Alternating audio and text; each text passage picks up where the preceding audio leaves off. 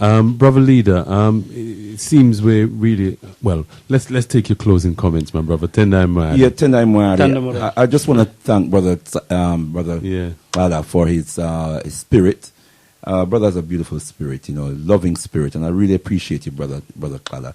We didn't agree on very much this evening, Precise. But I think the dialogue must continue, and of course, in the hope that we will come closer and closer to an understanding, But I do believe that your intention is good, my brother. I do believe that. I feel that from you. Thank you. Brother. And Sister Pumzile, that call really, really moved me this evening. Wonderful. Especially as our sister is from Azania, South Africa. Wonderful. You have touched me this evening, my sister. I hope I get the chance to meet you one day. Very quickly, the two major points I want to make in closing, and I'll be as concise as I possibly can.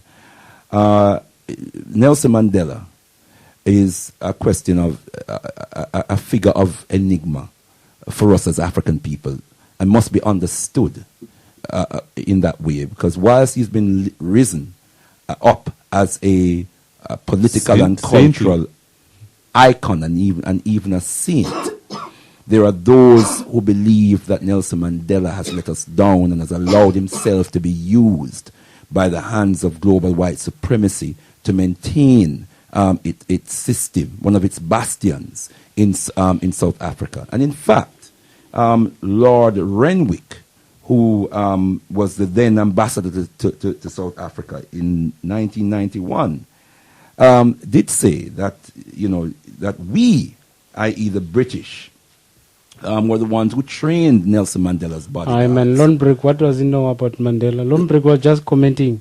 Well, he said that the British trained Mandela's bodyguards.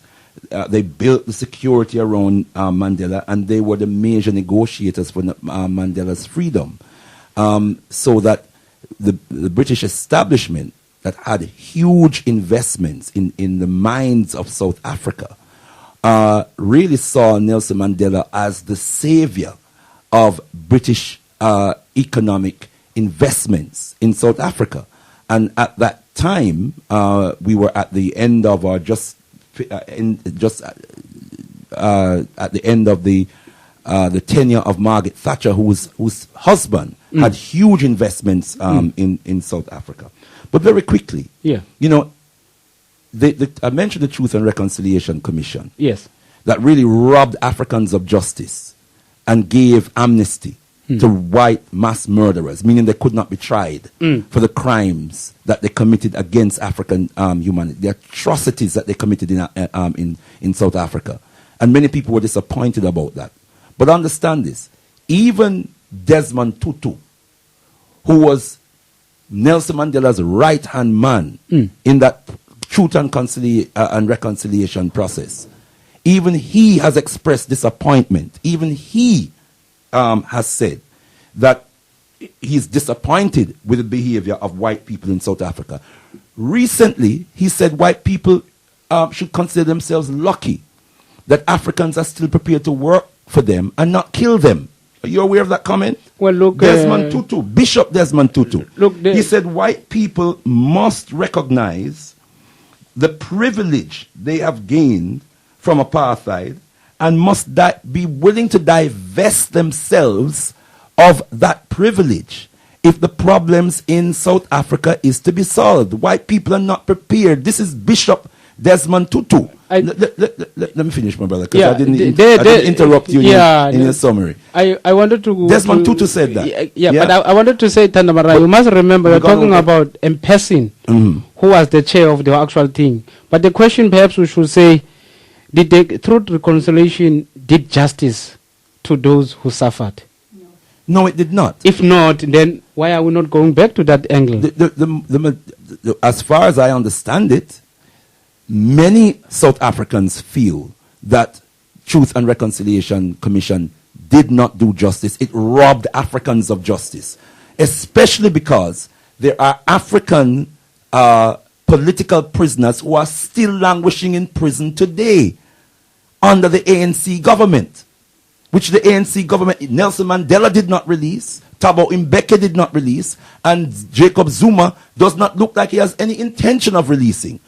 whilst you give amnesty to white mass murderers. That can't be right. So in terms of solution, one of the things that can and should be done is that these African political prisoners are released. I settle with you on that one. And just very quickly, Mangalisisa Sobukwe, the founder of the Pan-African Congress of Azania that broke away in 1959 from the African National Congress, whom they felt at that time had gone off the rail. Yeah?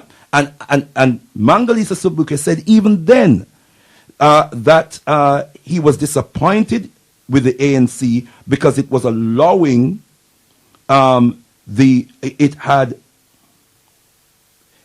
allowed the white liberal left to take control, communists, and of the vision of the ANC and have imposed multiracialism. And he said multiracialism is racism multiplied. And he advised us that that was not the way to go.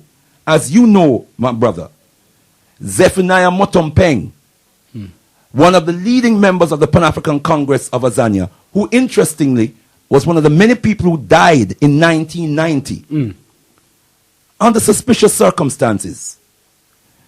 He said, our liberation will not be brought about by Africans will not be brought about by any other Africans themselves having to struggle for it. They will not be achieved at the negotiating table. Africans themselves have to liberate themselves. Liberation will not be achieved at the negotiating table. Zephaniah Mutompeng said that. He said the power of government should be in the black people's hands in South Africa. That you cannot, a multiracial philosophy is not the answer for African people in South Africa. The ANC has moved away from those basic principles. And as I said at the beginning, Amandla away too. That was the battle cry. Power to the people. Maibu ye Africa. Let Africa return to us. What's that? Inzwele to Africa. Africa belongs to us. Those are the fundamental principles upon which our brothers and sisters had shed blood for freedom and for liberty. They must get their land back. They must have the power to be the masters of their own destiny. And the ANC has done everything to block that. Tendai Murai.